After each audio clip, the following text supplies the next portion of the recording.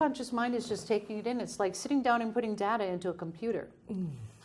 When I'm typing it out, I'm not thinking, oh, this is positive, I better write this. Oh, no, this is negative, I better not write that in.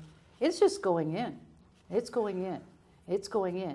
And the more that gets reinforced, the more that dominates the mind and more powerful that becomes.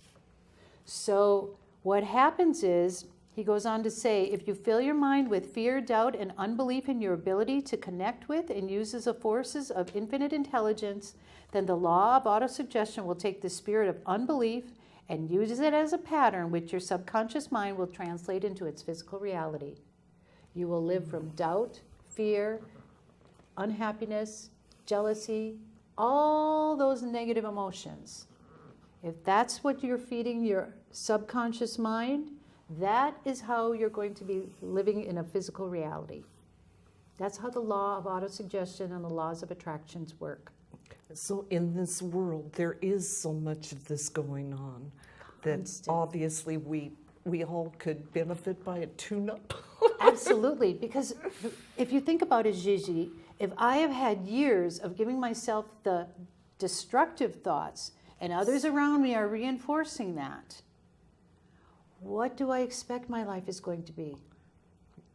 Are you going to believe in yourself if all day long the track is going, you're no good, you're never going to amount to anything? How can you possibly believe in yourself?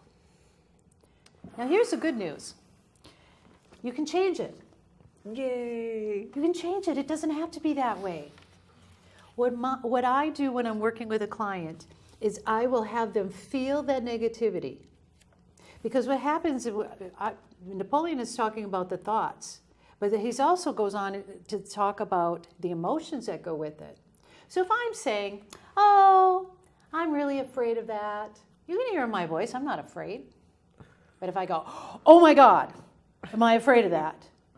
The minute I put in some emotion and energy in motion behind those words, that is how it goes into the subconscious. Otherwise, it's just a bunch of words.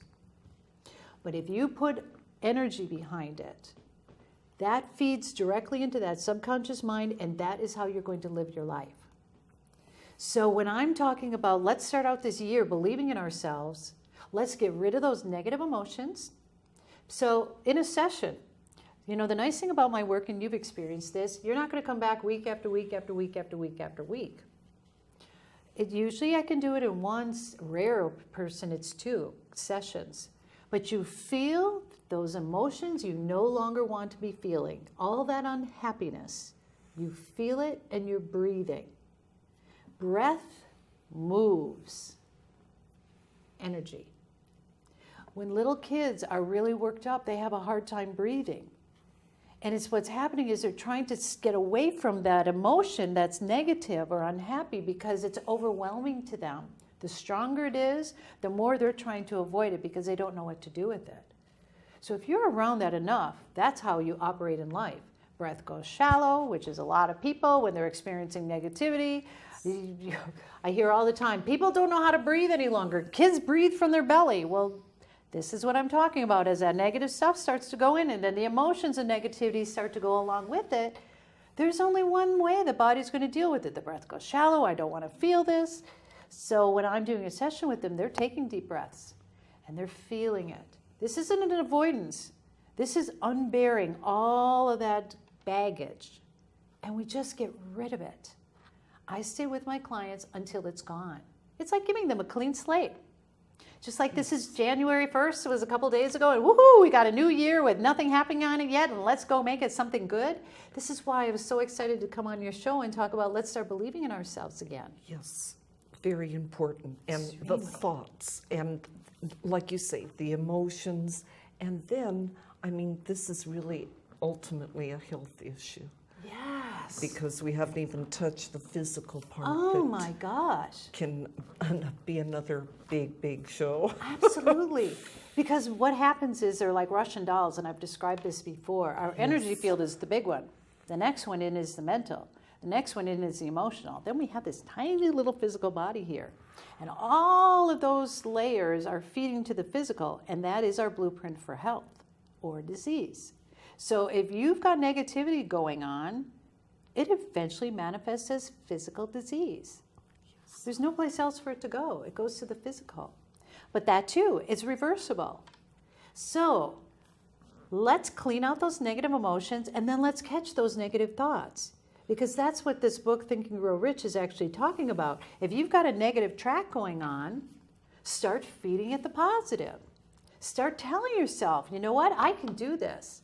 Start hanging out with people that will reinforce that. That's a good point too. The company you keep. Absolutely. It is so critical. Because what happens is, well-meaning good friends or family members, oh, honey, you can't do that.